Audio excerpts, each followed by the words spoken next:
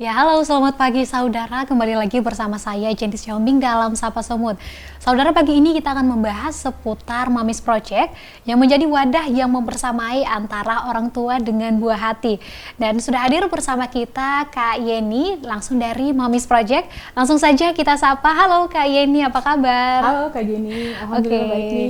Kak Yeni selain jadi member ataupun panitia di Mamis Project ya, kesibukannya apa aja sih Kak akhir-akhir ini? Oh iya, sebenarnya saya profesinya sebagai guru juga, mengelola sekolah, Mengelola sekolah juga ya? terus sebagai dosen juga di Oh, hari-hari dosen juga. tertentu dan psikolog sih. Psikolog, wah sibuk banget ya Kak? Disibuk-sibukin kan, Oke. biar ada kerjaan. Ini bagi waktunya gimana dengan Mamis Project?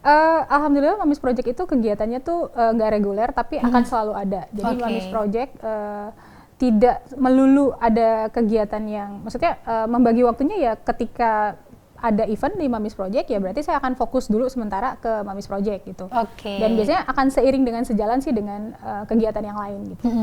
Ini Mamis Project ini sebenarnya komunitas atau ini tuh wadah yang bagaimana Kak Mamis Project ini? Ya kalau dibilang komunitas tuh enggak ya, karena ya isinya cuma 4 orang jadi enggak komunitas juga. Kita lebih menyebut diri sebagai IO, event organizer. Kenapa sih sebenarnya kita lebih menyebut sebagai IO tuh ya karena kita menyajikan berbagai macam program untuk parenting dan kegiatan anak. Nah, bagi teman-teman yang ingin ikut dengan kegiatan yang kita sajikan ya kita mempersilahkan dan dengan senang hati sekali untuk teman-teman yang mau ikut kayak gitu. Bedanya ini kan Mamis Project berarti IO ya tadi ya seperti yang Kakak jelasin. Bedanya Mamis Project dengan event ataupun IO yang lain tuh apa gitu? Oke, perbedaan mendasar dari Mamis Project adalah kita tuh tidak berfokus kepada yang namanya profit, jadi Oke. tidak profit oriented. Yang penting kita tuh pada saat bikin event itu eventnya adalah bermanfaat. Bermanfaatnya buat siapa? Bermanfaat buat penyelenggara itu sendiri. Berarti buat kita sendiri. Apakah event ini bermanfaat atau tidak? Kemudian yang kedua adalah event kita tuh spesifik ke event parenting dan kegiatan anak. Jadi kita tidak meng-create event yang lain, misalnya kayak konser, kayak event jualan atau apa tuh nggak ada gitu. Oke, berarti khusus memang dia di parenting dan juga anak ya, Iya. gitu. Ini awal akhirnya memutuskan, oke kita dirikan Mamis Project itu kenapa sih awalnya? Nah awalnya tuh karena kebutuhan. Jadi dulu tuh waktu pas di awal banget tuh kita pengen mengundang seorang pembicara nasional yang namanya tuh Abah Ihsan Baihaqi. Abah Ihsan. Nah dulu tuh belum pernah ada, Abah Ihsan tuh belum pernah datang ke Medan. Nah kalau misalnya kita mau belajar ke Jawa, itu kan secara cost tuh gede ya. Iya, Ya berarti kita harus ada tiket pesawat dan segala Iya. macam. Nah kita berpikir gimana nih kalau misalnya kenapa kita harus belajar ke Jawa terus? Kenapa enggak pembicaranya saja yang kita hadirkan ke kota ini, kita akan bisa menjangkau lebih banyak orang, lebih banyak teman-teman yang punya keinginan yang sama dengan kita, tapi terkendala juga nih dengan cost dan segala macam. Akhirnya kita merencanakan untuk, oh ya sudah, Abah Ihsannya saja yang kita boyong ke kota Medan. Akhirnya pertama sekali event Mamis Project itu adalah membuat seminar 1 hari bersama Abah Ihsan. Dan itu pada sekitar tahun berapa tuh Kak? Itu di sekitar tahun 2016. Oke. Nah, itulah awal sekali Mamis Project terbentuk. Nah, ketika merasa sukses dengan kegiatan itu, wah kayaknya kita perlu belajar lebih banyak nih. Kayaknya kita perlu bikin event lebih banyak nih. Maka akhirnya Mamis Project ya bergerak dari saat itu hingga sekarang. Hingga sekarang dari 2016 sampai 2024 itu masih tetap berjalan ya Mamis Project-nya ya Iya, gitu. alhamdulillah masih tetap berjalan. Oke, kira-kira Mamis Project sendiri ada nggak sih Kak kayak agenda-agenda khusus gitu atau agenda tahunan atau misalnya event dari Mamis Project itu dilaksanakan per berapa bulan seperti itu? Oke, nah kita biasanya punya event tahunan tuh yang namanya PSPA, Program Sekolah Pengasuhan Anak. Event lainnya berarti itu menyesuaikan. Menyesuaikan tergantung apa nih? Tergantung dari kebutuhannya kita. Kalau misalnya kita perlu ngerasa, oh anak kita kayaknya perlu belajar ini deh. Nah berarti kita akan bikin eventnya tuh. Kalau misalnya, kita sebagai orang tua nih butuh belajar tentang, kayak dulu tuh kita pernah belajar tentang bisnis. Karena apa? Karena kita sebagai member tuh ngerasa, kayaknya kalau ibu-ibu nih punya bisnis di rumah kayaknya enak ya gitu. Jadi kita mengundang pembicara yang ngebahas tentang bisnis ibu-ibu gitu. Jadi pembicaranya juga ibu-ibu yang menjalankan bisnis di rumah. Jadi kita ngajakin teman-teman yang punya bisnis di rumah biar lebih profesional lah bisnisnya. Ya, okay. Nah kalau misalnya kita butuh kegiatan anak ya berarti kita bikin gitu. Jadi kalau misalnya jadwal untuk kegiatan Mamis Project tuh per periodik ada nggak sih? Nggak ada Kak jadwal. Nggak ada jadwalnya Kak. Jadi based on dari kebutuhannya kita. Berarti memang dari kebutuhan panitia yang ada di dalam Momis Project-nya. Betul. Seperti itu. Betul. Tapi itu apakah membuka request dari masyarakat atau mungkin komunitas lain yang ingin bekerja sama dengan Momis Project seperti itu? Kita membuka peluang kerjasama. Jadi kayak di beberapa waktu yang lalu tuh kita bekerja sama dengan komunitas yang namanya Camping Keluargaku. Oh, Camping Keluarga. Dan ini yang terbaru ya, Kak ya? Iya, betul. Ini project terakhir kolaborasi Momis Project. Kenapa nih kita sangat menyambut gembira? Karena sebenarnya dari kita punya kebutuhan untuk mengajak anak untuk bermain di alam, mengajak anak untuk berinteraksi dengan alam. Tapi dari kita sendiri tidak memiliki kemampuan yang mumpuni untuk itu. Jadi ketika ada tawaran untuk berkolaborasi, kita menyambutnya dengan sangat gembira sekali. Karena itu merupakan kebutuhannya kita, tapi selama ini tuh belum ada jalannya. Sehingga ketika datang undangan kolaborasi, ya kami menyambut dengan baik sekali dengan itu gitu. Jadi tujuannya tetap sama kan, berarti tercapai kebutuhan kami untuk mengajak anak-anak beraktivitas di alam bebas kayak gitu, Kak. Lalu ini bagaimana kolaborasinya? Kan tadi Momis Project itu ada 4 orang aja ya, Kak. Nah, sementara kalau misal kita ngadain acara camping gitu, bareng camping keluarga ya tadi. Nah, itu gimana ke personil dan juga penyusunan di hari hanya? Itu masalahnya tinggal dikolaborasikan gitu. Maksudnya Momis Project nih mengurusi area yang mana, Camping Keluargaku mengurusi area yang mana, dan kita ya ketika masing-masing paham tentang posisinya ya maka acara akan lanjut aja nggak sih, Kak? Oke, berarti ini nggak ada volunteer gitu atau nyari-nyari anggota tambahan gitu, ada nggak sih, Kak? Untuk acara event kemarin itu enggak, karena setiap orang tuh merasa bertanggung jawab atas keberlangsungan event itu, jadi semua orang tuh berpartisipasi, meluangkan ide, meluangkan tenaganya juga untuk mensukseskan acara itu gitu. Jadi waktu itu kita nggak punya volunteer. Oke. Kak, ngomong-ngomong soal parenting nih, bagaimana sih pandangan Kakak tentang pola asuh parenting yang dulu dan juga saat ini? Oke. Jauh banget ya perbedaannya antara zaman dahulu bagaimana kita dibesarkan, kita atau saya ya, bagaimana saya dibesarkan dengan bagaimana saya membesarkan anak-anak. Karena ada banyak sekali. Pertama adalah lingkungan yang berbeda. Kalau zaman dahulu, lingkungan itu masih cenderung aman buat tumbuh kembang anak. Tapi di zaman sekarang, lingkungan menjadi sangat berbahaya. Sehingga peran orang tua tuh harus lebih optimal lagi gitu. Kalau dulu mungkin orang tuanya kalau misalnya masih cuek, itu tuh anaknya masih baik-baik saja. Tapi untuk saat ini, orang tua tuh harus benar-benar berperan aktif. Orang tuanya berperan aktif saja, bisa jadi anaknya juga berdampak sama lingkungan gitu, berdampak mendapat pengaruh buruk dari lingkungan. Bagaimana lagi kalau misalnya orang tuanya tuh tidak berperan aktif dalam tumbuh kembang anak. Jadi perbedaannya ya sangat jauh sekali karena kita sudah berbeda zaman dengan zaman dahulu. Iya benar ya, gitu. Nah ini kira-kira siapa sih yang paling berperan besar dalam hal pola asuh ya? Apakah ayah ataukah ibu gitu? Tapi kalau misalnya realita yang kita jumpai di lapangan ataupun di masyarakat, sepertinya ibu jadi sosok yang bahkan pertama kali disalahkan kalau misalnya si anak nih melakukan kesalahan dan lain-lainnya kayak gitu. Iya betul. Jadi stigma di masyarakat kita sih sebenarnya ibulah yang menjadi guru utama bagi anak-anak. Tapi sebenarnya dalam sudut pandang psikologi itu porsinya sama ya. Ya mau ayah sama ibu ya sama-sama harus bertanggung jawab terhadap tumbuh kembang anak. Kenapa sih ibu menjadi di label sebagai orang yang paling bertanggung jawab? Ya karena yang mengandung adalah ibu. Mungkin karena itulah keistimewaan ibunya gitu ya. Tapi kalau saya sih sebenarnya menghimbau kepada penonton, pemirsa, untuk sama-sama berpartisipasi dalam tumbuh kembang anak gitu. Jadi nggak bisa tuh ayah cuma bilang, oh saya udah cari duit nih, saya udah kerja nih, jadi urusan yang lain-lain ya urusan ibu. Nggak bisa, zaman sekarang tuh nggak bisa. Jadi porsi antara ayah dan ibu harusnya berimbang. Oke, berarti nggak benar ya bahwa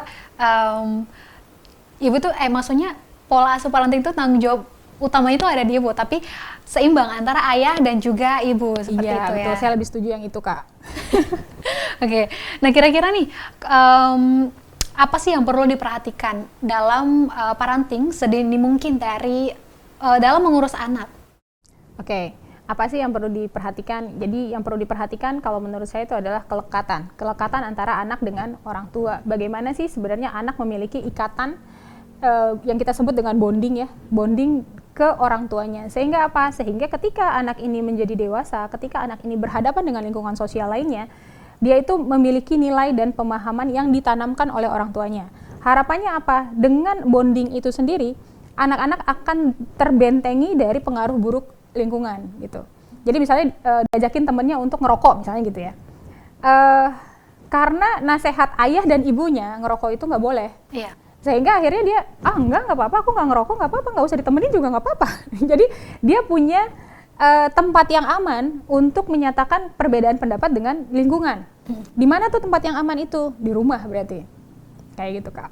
Oke, menarik sekali ya perbincangan kita.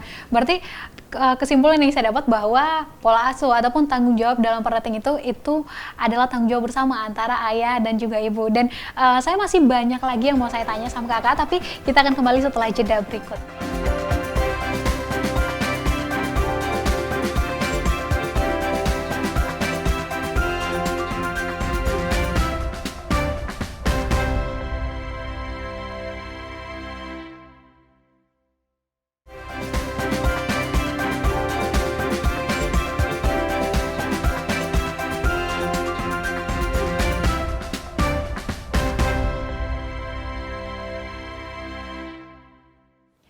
Saudara, kembali lagi bersama saya Jenny Siombing dalam Sapa Semut. Oke, kayaknya ini kita lanjut pembahasan kita yang tadi ya. Okay. Nah, ini selama 2016 sampai 2024 gitu. Apa aja sih momen-momen yang paling berkesan nih bagi Kak Yeni dan juga panitia-panitia yang ada di Momis Project? Oke. Kegiatan tahunan kita sih ya, kegiatan program sekolah pengasuhan anak itu tuh kegiatan yang paling berat sih sebenarnya yang untuk dilakukan oleh Momis Project dan juga paling berkesan. Karena persiapannya tuh panjang dibandingin event yang lain. Kalau event yang lain paling ada yang 2 minggu jadi, atau ada yang 1 bulan jadi kayak gitu. Tapi kalau event program sekolah pengasuhan anak ini, eventnya tuh persiapannya 1 bulan, satu tahun. Jadi dari tahun sebelumnya kita tuh udah prepare untuk event tahun berikutnya. Karena apa nih Kak? Karena susah buat ngajakin orang untuk belajar itu. Karena yang diajakin orang tua. Jadi kita melihat kecenderungan ketika kita membuat event buat anak-anak, itu tuh yang daftar tuh cepet. Jadi orang tua tuh semangat banget kalau misalnya yang belajar adalah anaknya. Ketika kita bikin event belajar untuk orang tua, itu progres pendaftar tuh lama. Jadi dari situ kita bisa melihat bahwa kayaknya orang tua tuh males ya buat belajar gitu. Tapi kalau misalnya ngebayarin anaknya untuk belajar tuh cepet banget gitu. Nah itulah makanya saya bilang persiapan untuk event program sekolah pengasuhan anak itu tuh berat dan sekaligus menantang ya dari sisi emosional tentunya gitu, apalagi ibu-ibu punya banyak kesibukan yang kadang-kadang karena 1 tahun ya, jadi fokusnya kadang-kadang terpecah dulu, pindahin ngurusin yang lain dulu baru balik lagi ke program kayak gitu. Jadi ya berantem sih ada sih pada saat bikin pada saat menjalankan event itu gitu. Cuma kembali lagi tujuan utama kita tuh apa sih, buat apa sih ini, dan sampai saat ini alhamdulillah bertahan ya Kak. Dan nagih untuk bikin kegiatannya gitu. Berarti nggak kapok intinya itu. Oke, ini seperti yang Kakak jelaskan tadi nih, berarti ada kegiatan tahunan di Momis Project yang namanya PSPA gitu. Nah ini boleh dijelasin Kak, ini sebenarnya PSPA itu apa gitu? Oke, PSPA itu sebenarnya program miliknya Abah Ihsan tadi, Abah Ihsan Ibnu Baihaqi itu, yang disebut dengan program sekolah pengasuhan anak. Jadi di program PSPA ini selama 2 hari orang tua tuh akan belajar tentang dasar-dasar pengasuhan. Bagaimana sih caranya untuk berkomunikasi dengan anak, menetapkan aturan, menegakkan konsekuensi yang baik, supaya apa? Supaya anak tetap tercipta yang namanya bonding, tapi caranya tuh alamiah dan smooth gitu. Jadi biar bonding antara orang tua dan anak itu tercipta, ditingkatkan skill orang tua untuk bisa menghandle anak-anaknya sendiri di rumah gitu. Jadi program itu panjang Kak, 2 hari. Bayangin nih dari pagi sampai sore, jadi program itu dari jam 8 pagi sampai jam 5 sore selama 2 hari. Itu ngapain aja Kak selama 2 hari dari jam 8 pagi sampai sore? Nah, ngapain aja tuh, pasti kebayangnya orang tua diajarin selama 2 hari di waktu yang sepanjang itu ngebosenin nggak? Ternyata enggak. Jadi dari para alumni kita yang ikut program itu ngerasa bahwa menyenangkan, terus merasa terlahir kembali sebagai orang tua. Ya. Terus selama kegiatan tuh karena penyampaian materi dari Abah Ihsan ini sangat menarik dan lucu, jadi orang ngerasa bahwasanya sedang nonton stand up komedi aja. Jadi menertawakan diri sendiri gitu. Jadi ketika menyaksikan itu tuh kebodohan kita sebagai orang tua itu tuh ditampilkan, dan kita jadi ngerasa iya sih aku juga kayak gitu. Nah cara memperbaikinya tuh gimana, ngebenerinnya tuh gimana, nah itu diajarin semuanya di situ. Ini PSPA biasanya dilakukan di bulan berapa Kak? Biasanya kita membuat PSPA itu di bulan Oktober. Dan itu konsisten di setiap tahunnya ada? Insya Allah iya Kak. Oke. Ngomong-ngomong nih Kak, kalau misalnya nih, saya ini orang luar dan saya pengen collab nih sama Momis Project, itu gimana sih bentuk kolaborasinya? Biasanya hubungi dulu di Mamis Project. Kalau misalnya mau ikut kegiatan Mamis Project ya mungkin boleh follow di akun Instagramnya Mamis Project ya @mamisproject.medan. Nah di sana kita akan sharing kegiatan apa saja sih yang event yang akan berlangsung.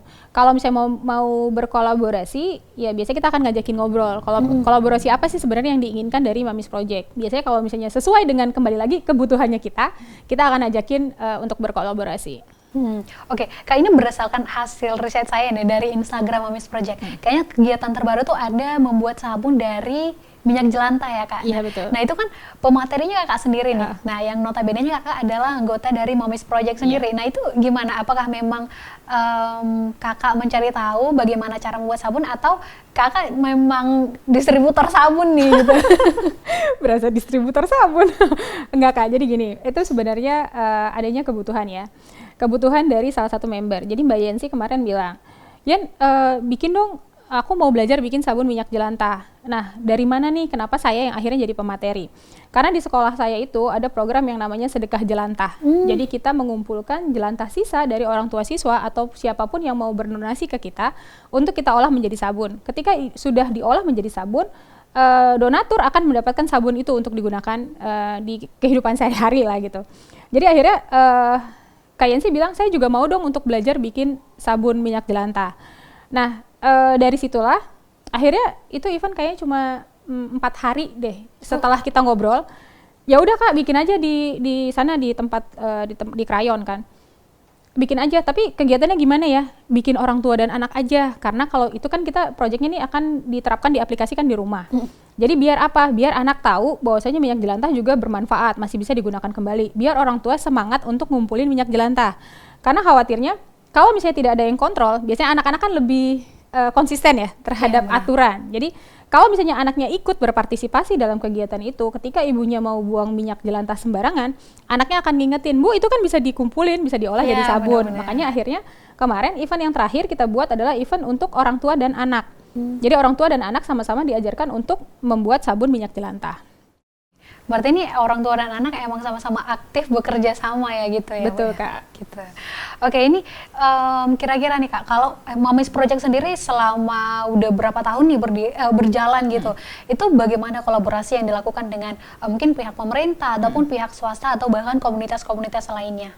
Oke, kita pernah berkolaborasi dengan PTPN 4. Kolaborasi yang gimana tuh Kak? Iya, jadi Mamis Project diminta untuk meng-create event pesantren kilat Ramadan untuk anak-anak karyawan di PTP 4. Nah, ya itu jadi selama Ramadan kita bikin event di PTP 4 dan itu sudah berlangsung selama 2 tahun. Kemudian kita juga pernah berkolaborasi dengan Telkomsel. Di sana tuh kita bikin apa? Di sana bikin kegiatan parenting bersama teman-teman dari Telkomsel dan itu juga dibuka untuk umum. Kemudian kita juga pernah berkolaborasi dengan Sekolah Fitrah Khalilah. Oh, Sekolah Fitrah Khalilah. Iya. Di sana kita bikin banyak kegiatan untuk kayak magang untuk anak usia 10 sampai 14 tahun untuk mengembangkan mencari potensi bakatnya gitu. Kemudian kita juga pernah berkolaborasi dengan Krayon Daycare. Nah, itu untuk apa? Untuk bikin kegiatan parenting juga pernah, untuk bikin kegiatan anak juga pernah kayak gitu. Ini selama ini kan fokusnya tuh kayak di bagian parenting gitu ya Kak gitu. Ada nggak sih yang Kakak rasakan sebagai kakak bagian dari Mamis Project begitu? Oke, yang paling mengharukan adalah ketika selesai event, biasanya tuh akan ada orang yang nyalamin kita dan bilang terima kasih ya udah bikin event ini. Dan itu tuh rasanya capeknya hilang, padahal ngerjainnya kan lama banget ya, ngerjainnya lama banget, tapi ketika banyak orang yang merasakan bermanfaat, kita tuh langsung semangat lagi untuk ngerencanain event tahun berikutnya. Gitu, jadi ketika ada orang yang merasakan manfaat dari acara yang kita buat, itu menjadi energi baru buat kita untuk terus berada di jalur ini. Gitu. Menurut Kakak, seberapa besar manfaat dan juga feedback yang diberikan sama Mamis Project mungkin bagi orang-orang yang pernah gabung ke Mamis Project atau orang-orang yang pernah ikut event dengan Mamis Project?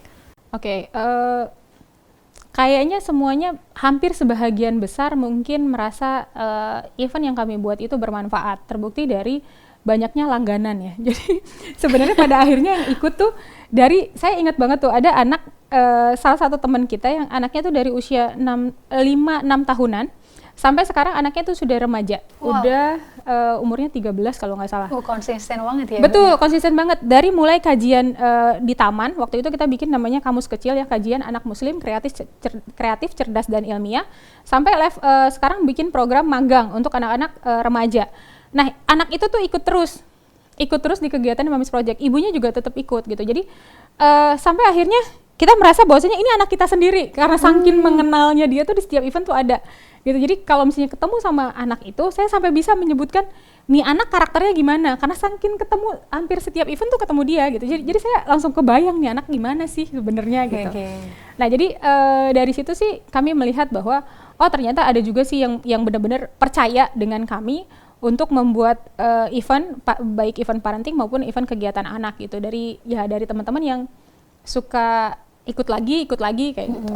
Berarti banyak ya dampak positif yang diberikan oleh Mamis Project ini kepada masyarakat dan juga orang tua seperti itu. Tapi ngomong-ngomong Kak, ini kan tentu ada ya tantangan selama menjalankan Mamis Project gitu. Kira-kira apa aja sih tantangan selama menjalankan Mamis Project? Terus ini kalau dari Mamis Project-nya sendiri gimana tuh ngadapin tantangannya? Oke, tantangan mungkin karena ketiadaan dana kadang-kadang. Jadi kita juga pernah bikin event tuh nombok. Ya nggak apa-apa sih sebenarnya karena kita berpikir bahwa ketika event itu tuh sudah berlangsung, berarti benefit yang kita dapat tidak hanya dalam bentuk uang, berarti ada manfaat lain yang kita dapat. Jadi kalau misalnya bikin event nombok ya kita juga tetap senang sih karena kita sudah belajar dari event itu. Terus yang kedua, tantangan dari internal sendiri. Kadang-kadang kesibukan member tuh suka jadi salah paham. Namanya ibu-ibu kadang-kadang lagi ada masa-masa yang dia sibuk banget, atau namanya perempuan lagi baper banget kayak gitu ya. Ada sih berantem semacam itu gitu. Tapi alhamdulillahnya ini semua pada fokus kembali lagi ketika berantem. Fokus lagi tujuan kita tuh apa sih sebenarnya? Ketika semua orang fokus pada tujuannya, si berantem tadi tuh jadinya dikesampingkan. Jadi lebih saling memahami, saling mengenal karakter masing-masing dari setiap member di Mamis Project itu kayak gitu. Terus berikutnya yang menjadi tantangan adalah kalau misalnya kesulitan kita untuk idenya macam-macam, tapi pelaksanaannya itu sulit, terbentur sama aturan misalnya, atau terbentur sama kolaborasi dengan pemerintahan semacam itu. Itu masih agak menjadi tantangan sih. Dan biasanya kita kalau udah kayak gitu tuh ya udah cari alternatif lainnya tuh gimana sih gitu. Oke Kak, ini pertanyaan terakhir nih dari saya. Pesan harapan untuk Mamis Project ke depannya. Pesan harapan kami sebenarnya kami bisa terus bermanfaat ya bagi masyarakat di Kota Medan pada umumnya gitu. Ya kalau misalnya nanti seiring dengan bertambahnya usia, kami sebenarnya sudah merencanakan untuk bikin kajian lansia. Di mana ketika nanti kami menjadi lansia, kami tetap bikin event-event yang sesuai dengan kebutuhan kami gitu. Jadi harapan kami sih sebenarnya bisa tetap berada di jalur ini dan bisa memberikan manfaat yang banyak bagi masyarakat.